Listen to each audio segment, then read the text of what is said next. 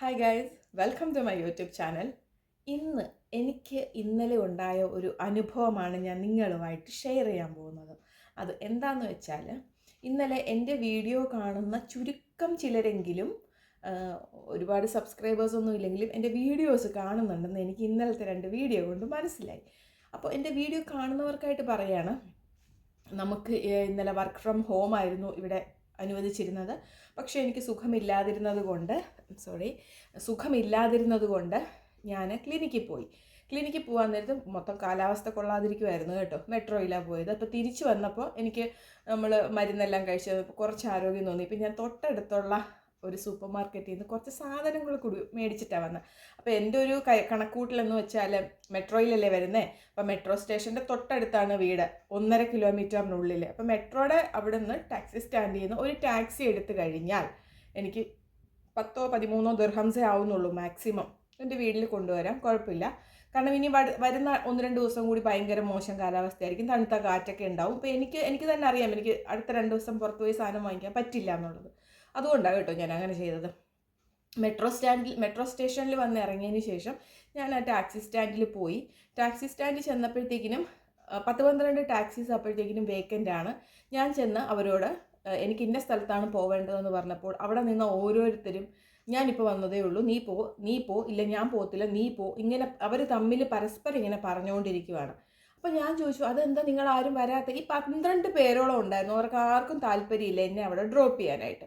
അപ്പോൾ റീസൺ ചോദിച്ചപ്പോൾ പറയുന്നത്, കാലാവസ്ഥ മോശമായതിനാൽ അവർക്ക് ഓട്ടം കുറവായിരുന്നു, അവർ ദീർഘദൂര ഓട്ടത്തിന് വേണ്ടി വെയിറ്റ് ചെയ്യുവാണ്. അപ്പോൾ എന്നെ കൊണ്ടാക്കാനായിട്ട് പോയാൽ അയാൾക്ക് ഈ 1.5 കിലോമീറ്റർ പരിധി എന്ന് പറയുമ്പോൾ 10-13 ദിർഹംസേ കിട്ടത്തുള്ളൂ.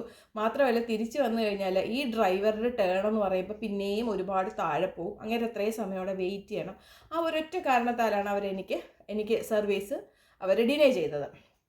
അപ്പോൾ ഈ 10-20 മിനിറ്റ് ഞാൻ അവിടെ വെയിറ്റ് ചെയ്തു. ഇടയ്ക്കിടയ്ക്ക് ഞാൻ അവിടെ ചെന്ന് ചോദിക്കുന്നുണ്ട്, ആരെങ്കിലും വില്ലിങ് ആണോ? അപ്പോൾ ആരും വില്ലിങ് അല്ല. എനിക്ക് സുഖമില്ലാത്തത് കൊണ്ട് ഈ ഭാരവും എടുത്ത് പോകാൻ വയ്യാത്തതുകൊണ്ട് ഞാൻ അവിടെ വെയിറ്റ് ചെയ്തു കേട്ടോ. അപ്പോൾ തീരെ വയ്യ, കാരണം തണുത്ത കാറ്റും കൂടി കുറച്ച് കഴിയുമ്പോൾ ഭയങ്കര തണുത്ത കാറ്റടിച്ചപ്പോഴത്തേക്കിനും എനിക്ക് ഭയങ്കരമായിട്ട് ബുദ്ധിമുട്ട് തോന്നി. ഞാൻ പിന്നെ അവരോട് ചെന്ന് ചോദിച്ചു, അവരാരും സമ്മതിക്കുന്നില്ല.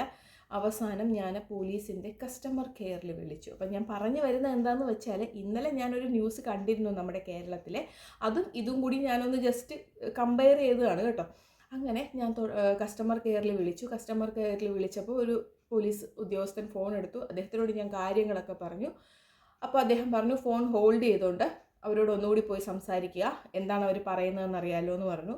ഞാൻ ഫോൺ പുള്ളീനെ അദ്ദേഹത്തിൻ്റെ ലൈനിൽ നിർത്തിക്കൊണ്ട് തന്നെ ഞാൻ അവരോട് പോയി സംസാരിച്ചു. അപ്പോഴും അവർ എതിർക്കുക മീൻസ് അവരാരും വില്ലിങ് അല്ല, ഇത്രയും ചെറിയൊരു ജേണി പോകാനായിട്ട് അവരാരും വില്ലിങ് അല്ല എന്നുള്ളത്.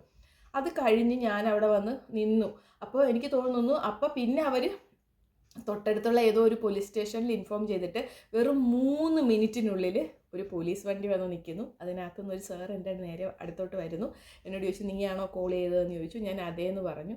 ഓക്കെ, കം വിത്ത് മീ എന്ന് പറഞ്ഞു. ഞാൻ ആ സാറിൻ്റെ കൂടെ ആ ടാക്സി സ്റ്റാൻഡിലോട്ട് പോകുന്നു. അദ്ദേഹം അപ്പോൾ ചോദിച്ചു, എന്തുകൊണ്ടാണ് ഇവർക്ക് നിങ്ങൾ ടാക്സി പ്രൊവൈഡ് ചെയ്യാതിരുന്നതെന്ന് ചോദിച്ചപ്പോഴത്തേക്കിനും അവർ പലരും പറയുകയാണ്. കാരണം അവർ ഓർത്തില്ല നമ്മൾ ഇങ്ങനെ ചെയ്യുമെന്ന്. അപ്പോഴത്തേക്കിനും അവർ പറഞ്ഞു തൊട്ടടുത്തുള്ളതാണ്. ഓക്കെ, അപ്പോൾ അതിനകത്ത് ഞാൻ ഫസ്റ്റ് അദ്ദേഹത്തിൻ്റെ എനിക്ക് തോന്നുന്നു പ്ലേറ്റ് നമ്പർ ചോദിച്ചായിരുന്നു പോലീസുകാർ വിളിച്ചപ്പോഴത്തേക്കും. അപ്പോൾ പ്ലേറ്റ് നമ്പർ ഞാൻ പറഞ്ഞു കൊടുത്തത് അദ്ദേഹത്തിൻ്റെയാണ്. കാരണം ഫസ്റ്റ് അദ്ദേഹമാണ് വരാൻ പറ്റത്തില്ല എന്ന് പറയുന്നത്.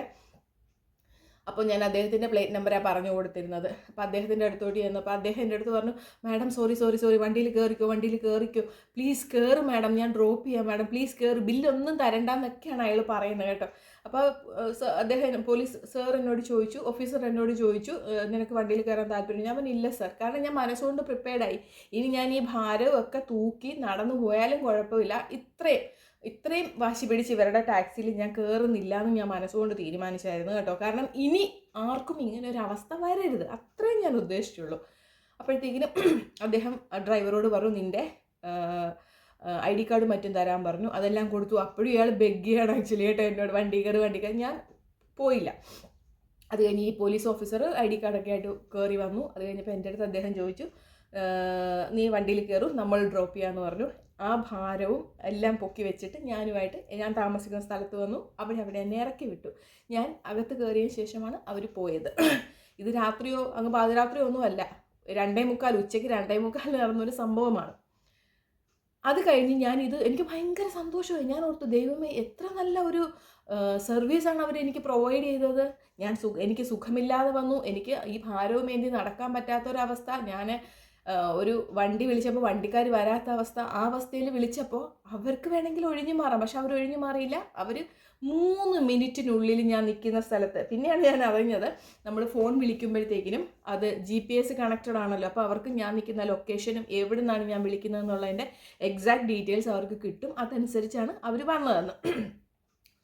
അപ്പോൾ അവരെനിക്ക് തന്ന ആ ഒരു അറ്റൻഷൻ, അവരെനിക്ക് തന്ന ആ ഒരു കെയർ, മനസ്സിലായോ? അതാണ് ഞാനിവിടെ ഉദ്ദേശിച്ചത്. തിരിച്ച് വീട്ടിൽ വന്നതിന് ശേഷം ഞാൻ അമ്മയോടൊക്കെ വിളിച്ച് കാര്യങ്ങൾ പറയാനായിട്ട് ഫോൺ എടുത്തപ്പോൾ ഞാൻ കണ്ട വാർത്ത എന്താണെന്നറിയാമോ? എന്നേക്കാളും ഇളയ അതായത് ചെറിയൊരു പെൺകുട്ടി എന്നല്ല, അറൗണ്ട് ഒരു 30+ ഉണ്ടാവുമായിരിക്കും ആ ലേഡി, വോട്ടെവർ ഇറ്റ് ഈസ്, അതൊന്നും നമ്മുടെ വിഷയമല്ല, ഏജ് വിഷയമല്ല.